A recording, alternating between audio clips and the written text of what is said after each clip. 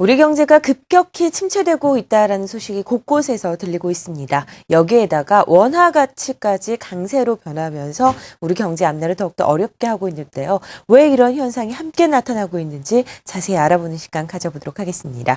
한국경제신문 한상춘 논설위원입니다. 안녕하세요. 네, 안녕하십니까. 네.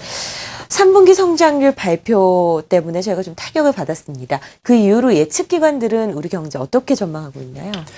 3분기 성장률이 예상보다 낮기 때문에 발빠른 기관들은 올해나 내년 우리 경제 성장률을 더 낮춰잡고 있는데요. 대체로 그 내용을 보면 3분기 1.6% 성장을 했습니다는 이거 예측한 기관이 하나도 없었거든요. 네. 그만큼 성장 하락폭이 컸다 이렇게 보시면 되겠는데요. 자연스럽게 올해 그 성장률이 낮춰잡아서 대체로 보면 한 2% 중반, 그 다음에 내년도의 성장률은 3% 초반, 일부에서는 뭐 3% 밑으로 떨어지는 것이 아니냐 하는 이런 시각이 있습니다는 사실상 3%대 초반이 대체로 대부분 그 기관들의 시각이다 이렇게 보시면 됐습니다. 그래서 당초에 우리 경제 성장률이 정부 당국에서는 뭐 예산을 짤 때 4%까지 봤습니다는 4%는 상당히 좀 어려운 것 같습니다. 이번에 그 3분기 성장률을 발표를 계기로 해서 그래서 대체로 내년도의 성장률은 3% 초반인데요. 그럼 시청자 여러분께서 올해 2.5% 내년에 3%대 초반이면 경기가 회복되는 것이 아니냐 생각하는데요. 이 통계기법상 베이스 이펙트 부분, 기저효과 부분을 제외하고는 그렇게 내년도에도 눈에 띄게 체감적으로 개선된 만큼 경제가 높은 것은 아니다 하는 것을 말씀드립니다. 네. 말씀대로 이렇게 우리 경제가 안 좋다라는 게 팩트로 나오기 시작을 하면 원화 가치가 대부분 약세를 보이는 게 정황상 맞죠. 그런데 현재는 원화 가치가 강세입니다. 왜 이런 현상이 나타나는 건가요? 그게 이제 지금 말씀드린 진행자께서 말씀하시는 것이 이제 프라이스 메커니즘, 가격의 조정 기능, 신호 기능이다 이렇게 보시면 되겠는데요. 우리 경제 안 좋으면 경제 실상을 반영하는 원화 가치가 약세가 돼 있죠. 그래야지 우리 수출 경쟁력이 제고돼서 수출이 이렇게 늘어날 경우에는 경기가 다시 회복되는 것이 우리가 보면 프라이스 메커니즘이 제대로 작동되는 원리다 이렇게 보시면 되겠는데요. 그 경제의 그 신호등 체계가 지금 무너지고 있다는 얘기입니다. 지금 이제 여러 사람들이 많이 지적하는 것이 우리 경제가 이렇게 안 좋은데 원화는 어제도 그 1,095원까지 떨어졌지 않습니까? 네. 그래서 7월 이후에 지금 한국경제TV에 자막에 나가고 있습니다는 원화 절상폭으로 보면 통화치 절상폭으로 보면 한국이 크다. 이렇게 이제 가장 크다. 이렇게 나가고 있는데요. 사실 그렇습니다. 경제가 안 좋은 상황에서 원화가 강세가 되다 보니까 자, 거꾸로 수출 경쟁이 떨어져서 수출이 안 좋을 때는 사실 경제 성장이 더 떨어진다는 이런 얘기가 되거든요. 네. 그런 각도에서 소위 UC 버클리의 아이켄베그가 얘기했던 안전통화 저주가 일본뿐만 아니라 한국도 걸리는 게 아니냐 하는 이런 시각이 우려가 나오고 있다 이렇게 보시면 됐습니다.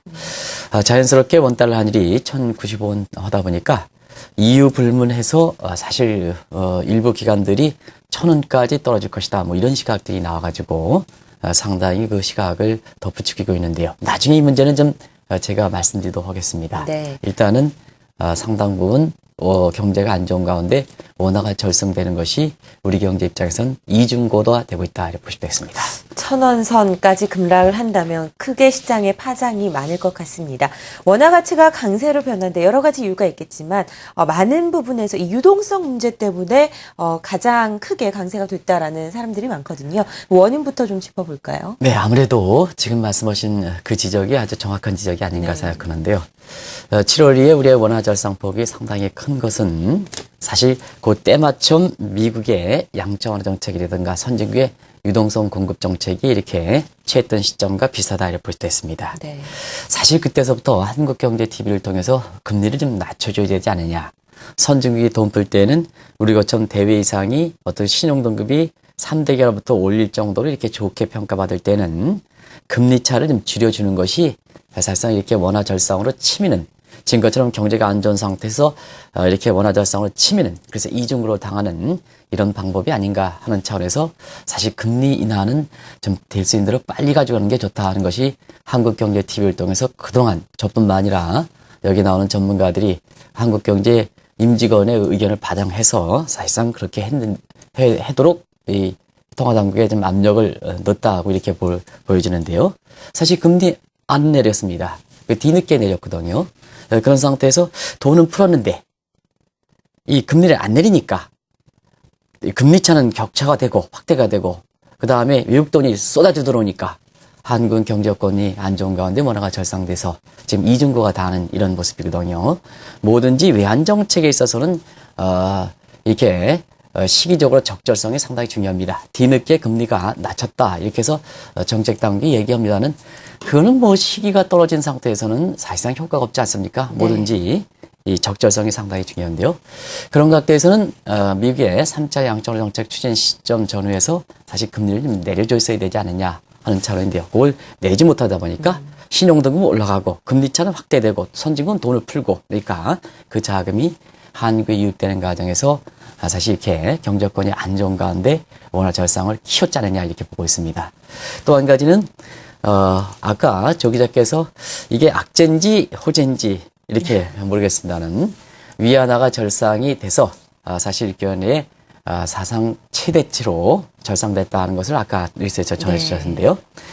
지금 위안화가 절상되면 1% 정도 되면 일부 기간은 원화가 1.1% 더 절상되는 거로 나오거든요.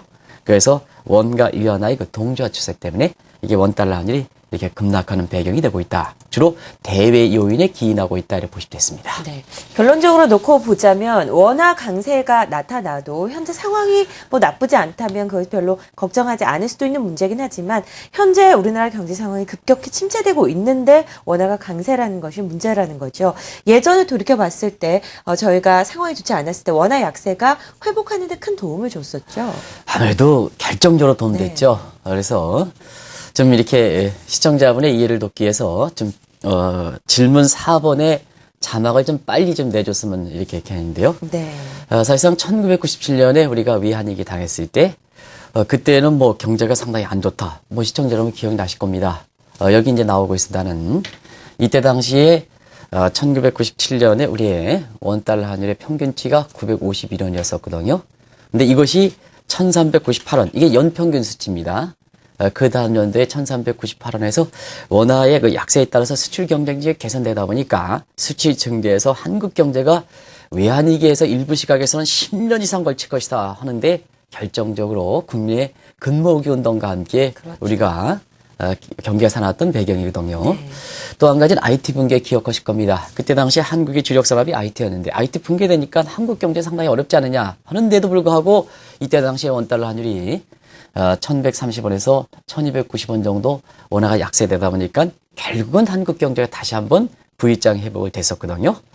일례로 가장 가까운 예로 리먼 쇼크 당시에도 한국 경제가 국제 부속서에서 가장 위기가 빨리 극복한 국가다, 모범 국가다 이렇게 됐던 데는 여러 가지 요인이 있습니다는 당시에 원달러 환율이 1102원에서 1276원에서 1276원으로 원화가 약세됐던 것이 결정적 계기거든요. 그렇다고 본다면 우리가 위기 때마다 원화가 약세가 돼서 결정적으로 위기 극복에 도움이 됐었는데요. 최근에 심각한 것은 우리 경제 성장률이 낮아진 상태에 원화가 강세되다 보니까 과거 위기 때 원화 약세로 극복했는데 이게 정반대 추세로 간다는 얘기거든요. 그래서 문제의 심각성이 있다 이렇게 보시면 됐습니다. 네. 우리 경제가 힘들 때마다 경기 회복에 결정적인 역할을 했었던 원화 약세가 이번에는 도움을 주지 못하기 때문에 우리 경제 앞으로의 앞날을 더욱더 어둡게 보는 시각이 많은 것도 사실이죠. 네. 아까 이중거래라는 표현을 네. 우리가 이제 썼는데요. 지금 세계 경기가 유럽 위기, 미국 위기서부터 쭉 이게 되는 과정에서 네. 세계 경제에 지금 보면은 경기가 좀 안 좋은 상태죠. 한국 경제 어떠냐 하면 수출이 잘 나가야 됩니다. 근데 수출이 잘 나가는 요인을 세계 경기 요인에 따른 상품 수요 요인과 환율에 따른 환율 경쟁 요인을 통계 분석상 팩터리스 요인 분석을 해보면 제가 이제 어제 방송을 위해서 이 요인 분석 기법을 하면 역시 한국 경제는 과거와 달리 상당 부분 세계 경기에 따른 상품 수요 요인이 요인 분석에서 한 70% 정도 나갑니다. 경기가 상당히 중요한데요. 지금 세계의 교육 증가율이 10% 이상 가다가 1%대 떨어지거든요. 10%대가 1% 떨어지다 보니까 직격탄을 맞아서 사실 우리 수출이 안 나간다 이렇게 볼 때 있고요. 또 한 가지 각도에서는 사실 환율이 이렇게 떨어진다는 것은 원화가 강세된다는 것은 같은 제품을 대팔고도 그만큼 원화로 받는 돈이 적다는 얘기거든요. 그래서 채산성이 직결된다. 그러면 상품 수출이 안 되고 판 상품마저도 사실상 채산성이 떨어지다 보니까 기업 입장에서는 결정적으로 환율에 민감할 수밖에 없다 이렇게 보시면 되겠습니다. 네. 다행인 것은 과거보다는 앞서 말씀드렸같이 팩토리 요인 분석을 통해서 세계 경기 요인이 70%, 그다음에 환율이 30% 해서 과거보다는 환율에 의존하는 천사 구조에서 탈피한 것은 다행입니다는 그래도 한국에서 보면 사실상 환율에 결정적으로 수출에 영향을 미치고 있다 이렇게 보시면 되겠습니다. 네. 이렇게 되면 외환 당국의 입장이 굉장히 중요해집니다. 하지만 지금까지 외환 당국이 적극적으로 개입할 의사를 밝히지 않고 있기 때문에 더욱더 문제가 되고 있죠.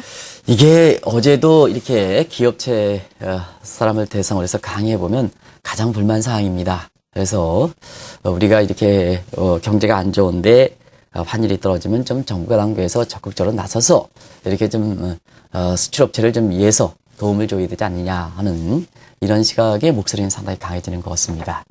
물론 이제 대외 환경에 의존하는 우리 입장에서 보면 환율을 역행적으로 개입할 수는 없습니다. 시청자는 반드시 정책 당국도 좀 이어질 필요가 있는 거에 뭐냐면 환율이 급락해서 수출처에서 안 줘서 끓는 그 소리는 우리가 사실상 많은 부분에 공감대를 얻다 하더라도 만약에 우리가 역행적으로 이렇게 개입해서 환율을 끌어올릴 경우에는 어떤 문제가 발생하냐면 대외적으로 보면 한국이 은둔의 왕국처럼 비칠 가능성이 있기 때문에 더 다른 부작용, 또 그거보다 더 큰 부작용이 있을 수가 있거든요.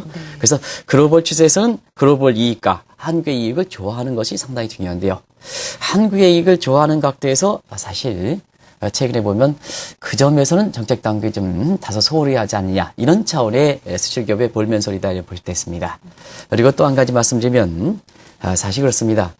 지금 상태에서 일부에서는 민간의 이 환율 전쟁에 참여 가능성 이런 요구를 해보고 있습니다는 네. 이것도 지나친 정부 당국의 요구다 이렇게 보시면 됐습니다. 그래서 한국이 가장 이렇게 경제 성장률의 안정가운데 원화가 절상되는 이러한 이중적 모습 구조에 나타나는 이런 시점에서 보면 글로벌 이익과 한국의 이익을 균형점을 찾는 그래서 이렇게 어려운 통상적인 여건과 달리 비정상적인 이런 상황이 됐을 때는 정책 당국과 민간이 서로 이해관계가 엇갈리니까 좀 참여해서 그 환율과 관련돼서 좀 회의 좀 해주는 이런 모습이 좀 매스컴에 확 나야 되는데요. 이게 없다는 얘기입니다. 네. 물론 특수한 대선과 맞물려는 특수한 시기이긴 하지만 그래도 좀 정책 당국이 좀 주도해서 민간 좀 와라 해가지고 좀 해서 서로가 이해관계가 다른 조정을 하는 이런 모습은 좀 이렇게 한국경제TV를 통해서 좀 비춰줄 필요가 있는데요. 그게 없다는 얘기입니다. 네. 그게 아쉽다는 얘기를 아마 이렇게 민간에서 많이 얘기해야 되는 것이 아닌가 생각됩니다. 네, 지금이야 유동성이 굉장히 풍부하고 우리나라 외국인들이 자금이 많이 들어오고 있지만 이렇게 원화 강세가 지속되고 있는 상황에서 대규모로 외국인 자금 이탈이 일어나면 그때 큰 좀 타격을 입지 않을까 하는 생각이 드는데요. 일반적으로 보면 제가 아까 환율이 1,000원 정도 떨어진다는 이런 시각이 일부 증권사에서 내고 예측해 내오는데요. 이런 시각은 좀 자제할 필요가 있다는 것을 말씀드립니다. 엊그제까지 환율이 올라간다 얘기했던 사람들이 보면 환율이 1,090원이니까 다시 1,000원대로 아주 시장의 부안해동에서 환율을 좀 예상하는데요. 사실 1,000원 정도 본다면 시청자 여러분 이렇게 한번 생각해 보시기 바랍니다. 지금 1,100원인데 1,000원으로 온다면 외국 자본 많이 들어옵니다. 지금 1,000원 이상, 100원 이상 환차익이 발생하기 때문에 네. 그리고 우리 코스피 지수가 쭉 해서 2,200, 2,300 이상 올라가야 되거든요. 근데 이 기관들의 모습 보면 코스피는 더 떨어진다. 1,700으로 떨어진다. 원달러 환율도 1,000원 정도 떨어진다. 하면 이게 모순이 된다는 얘기입니다. 지금 미국 자본 같은 경우는 한국 경제 펀더멘탈 보는 것보다는 환차익과 금리차로 이렇게 보거든요. 그럼 시청자를 한번 보시기 바랍니다. 피셔의 통화치를 감안한 국제 자금설 보면 자 1,100원에서 1,000원 가면 한국의 자금 들여보면 외국 자본이 1,100원 정도의 환차익, 달러당 환차익이 발생합니다. 그러면 한국에 딜이 자금 부어질 수밖에 없거든요. 그러면 코스피 지수 올라갑니다. 근데 이 사람들의 논리는 코스피 지수는 1,700을 떨어진다 얘기하고 원달러 환율은 1,000원 정도 이렇게 간다 그러면 서로가 모순된다는 얘기입니다. 그래서 지금 외국 자본들은 한국의 펀더멘털이 좋아서 이렇게 자금이 들어오는 게 아니라 사실상 지금의 우리의 적정 환율 수준을 보면 1,070원에서 1,090원이니까 그 이전 수준에서 1,150원대에 있어서부터 보면 환차익이 발생해서 한국에 들어오는 시각이 있거든요.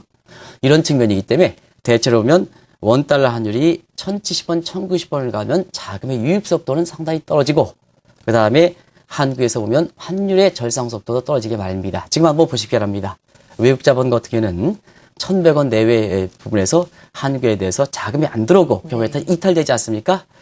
그래서 이렇게 사실상 이 자금의 실체에 대해서 정확한 이론적 근거가 적은 사람들 같은 경우에는 주가 1,700 떨어진다. 원달러 환율 1,000원 떨어진다. 이렇게 해서 분위기에 편승해서 이렇게 예측하는 시각들은 사실상 이런 한국경제TV가 어쩌면 공익성 있는 이런 기관을 통해서 좀 근절시킬 필요가 있지 않느냐 생각합니다. 시장에 춤추는 이 원달러 환율의 전망 같은 경우는 반드시 근절시켜야 된다 하는 것을 말씀드립니다. 그것이 네. 한국 정치라든가 경제를 더 어렵게 한다 하는 것을 말씀드립니다.